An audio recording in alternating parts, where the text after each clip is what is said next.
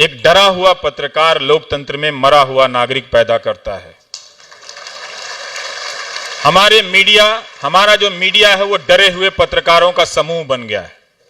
हम सब आपको नहीं बचा रहे, अपनी अपनी नौकरी बचा रहे हैं गोदी मीडिया के लोग। तो जो अपनी नौकरी बचाने में लगा है, आप उसके साथ समय गंवाना छोड़ दीजिए, खुद स्वाध्याय में लगिए, अपने मित्रों से अपने सरकारी पब्लिक पॉलिसी के अनुभवों को जानिए, दूसरों को बताइए। कोई चारा आपके पास नहीं है, आप फंस गए हैं। टेलीविजन और अखबारों ने जो ये कह कर निकला था कि हम जगाएंगे लोगों को, उसने आपको फंसा दिया है। आप रोज ये बात टेस्ट कीजिएगा कि इन अखबारों और टेलीविजन के संपर्क में आने के कारण आप कितना कमजोर हो गए हैं, क्योंकि वो सवाल नहीं करता है। आपको लगता है आपके साथ कुछ हो जाएगा तो कोई सवाल नहीं करेगा। सवाल नहीं करने का जो एक व्यापक माहौल बना है, उसको तोड़ने का यही एक रास्ता है कि जो सवाल नहीं करता है उससे हम मुंह मोड़ लें, और कोई लोकतांत्रिक रास्ता तो है नहीं। मीडिया के इस खतरे को समझना है कि जो संविधान ने हम सबको अधिकार दिया है, वो रोज रात को आकर उस अधिकार में से बंटवारा करता है। वो बांटता है कौन देशभक्त है और कौन देशद्रोही है। इसकी कल्पना संविधान में नहीं है। वो रोज रात को खुलेआम कर रहा है। इसका मतलब है कि उसे संरक्षण प्राप्त है, उसे कोई मान्यता दे रहा है, और जहां से उसे ये मान्यता मिल रही है, उसे अगर लोकतांत्रिक आदर्शों में यकीन होता तो वो खुद कहता कि ये कैसा मीडिया है। हमें ऐसा मीडिया पसंद नहीं है।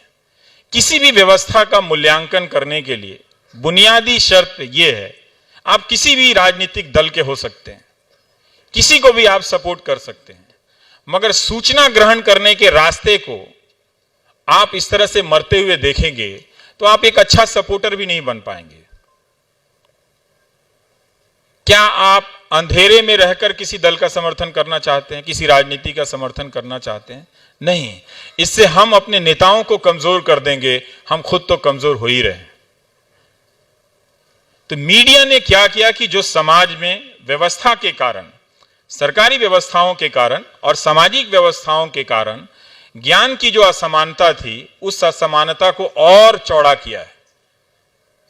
सूचना ही नहीं है आपके पास। आपकी डिग्री भले अंग्रेजी की है, बस सूचना नहीं है, तो वो आपको नागरिक के तौर पर परफॉर्म करने के लिए तैयार ही नहीं किया। अपने अपने जुगाड़ में है सब। तो टेलीविजन और अखबारों को बहुत ध्यान से देखिए। इसकी कमजोरी इस बात का प्रमाण है, बहुत कुछ खत्म हो गया है, होने वाला नहीं है, वो हो चुका है। इसीलिए हमारा माध्यम जो है वो 3-3 हफ्ते 2-2 महीने तक पद्मावती फिल्म पर डिस्कशन करता है। उससे क्या मिला? 2-4 पन्नों का कोटेशन लेके कर देने से परंपराएं पुनर्जीवित नहीं होती। यही करना था तो जरा ढंग से पढ़ के आते, पद्मावत को बांच देते टीवी पे। वो आपने नहीं किया। तो तरह तरह के बहाने ढूंढकर इस ज्ञान की असमानता का लाभ उठाकर आपको रूढ़िवादिता की तरफ धकेला जा रहा है, कंजर्वेटिज्म की तरफ धकेला जा रहा है। ये अच्छा नहीं है। लड़ाई बहुत लंबी हो गई है। अगर आप सोच रहे हैं कि किसी चुनाव से इसका फैसला हो जाएगा, नहीं। जब समाज में इतनी कमजोरी आ जाए और इतना भय आ जाए तो उसे एक स्वाभाविक स्तर पर लाने में बहुत लंबा वक्त लगता है। एक वाइस चांसलर ने लिख दिया कि तोप चाहिए, टैंक, राष्ट्रवाद लाने के लिए। 37,000 से ज्यादा कॉलेज हैं इस देश में। कितने टैंक लाएंगे आप? सेना का बजट गड़बड़ा जाएगा। कितने टैंक लाएंगे आप? तो सवाल क्या होना चाहिए था? सवाल ये होना चाहिए था कि गांव में, कस्बों में, आप गढ़चिरौली के किसी कॉलेज का उदाहरण ले लीजिए, आप नागपुर के किसी कॉलेज का उदाहरण ले लीजिए, आप गोंदिया के कॉलेज का उदाहरण ले लीजिए और झारखंड के हजारीबाग का उदाहरण ले लीजिए या बिहार के मुजफ्फरपुर का उदाहरण ले लीजिए या पटना यूनिवर्सिटी का ले लीजिए। डिपार्टमेंट में टीचर नहीं है, खाली हैं।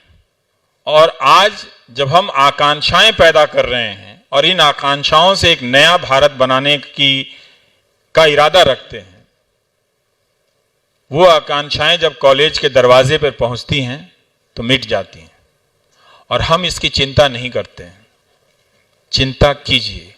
लोकतंत्र को बचाने का एक ही रास्ता है, उसे जिंदा दिल बनाने का एक ही रास्ता है कि उसकी संस्थाओं से धक्का मुक्की कीजिए, दोस्ती निभाइए, कंधे पे हाथ रखिए, उसको अपने कंधे पर हाथ रखने दीजिए, उससे दूर मत जाइए। हम लोग अपनी अपनी संस्थाओं से बहुत दूर चले गए और इसकी कीमत कितनी चुका रहे हैं। कोचिंग से लेकर लाखों रुपए दे रहे हैं, कभी यहां, कभी कोटा, कभी पटना, कभी मुजफ्फरपुर। आप किस्मत वाले हैं कि आपके समाज के भीतर से कुछ लोग ये इरादा करके आए कि हम बिना पैसा लिए लोगों को शिक्षित करेंगे। नहीं तो आप सोचिए कि अगर इसी प्रयास को यह कहा जाता कि हम 50 लड़कियों को कोटा भेजेंगे, उसका कॉस्ट कितना ज्यादा हो जाता, फिर आप वहन नहीं कर पाते। वो क्यों आई वो व्यवस्था? क्योंकि शिक्षा में किसी का यकीन नहीं है और शिक्षा में आपका भी यकीन नहीं है। शिक्षा व्यवस्था ने आपको बीच मझधार में छोड़ दिया, आपने भी उसे बीच मझधार में छोड़ दिया कि जाओ डूबो, हम दोनों एक दूसरे को मिलकर डुबा रहे हैं। इसका नुकसान सिर्फ दो समुदाय को सबसे ज्यादा हो रहा है, आपको अंदाजा नहीं है। स्कूलों में लाखों के शिक्षकों के पद खाली हैं, कॉलेजों में लाख लाख पद खाली हैं। अभी 13 पॉइंट रोस्टर का चलिए अच्छा फैसला हो गया, लेकिन उसके नहीं होने के कारण एक साल तक कहीं कोई वैकेंसी नहीं आई। लोगों की बेरोजगारी की उम्र एक साल और बढ़ गई। हम क्यों नहीं इसकी चिंता करते हैं कि गोंदिया का कॉलेज अच्छा क्यों नहीं चल रहा है?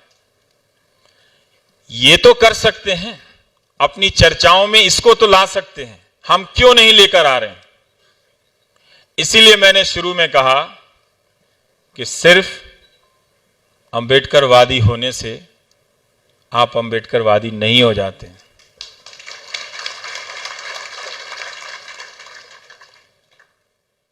अंबेडकर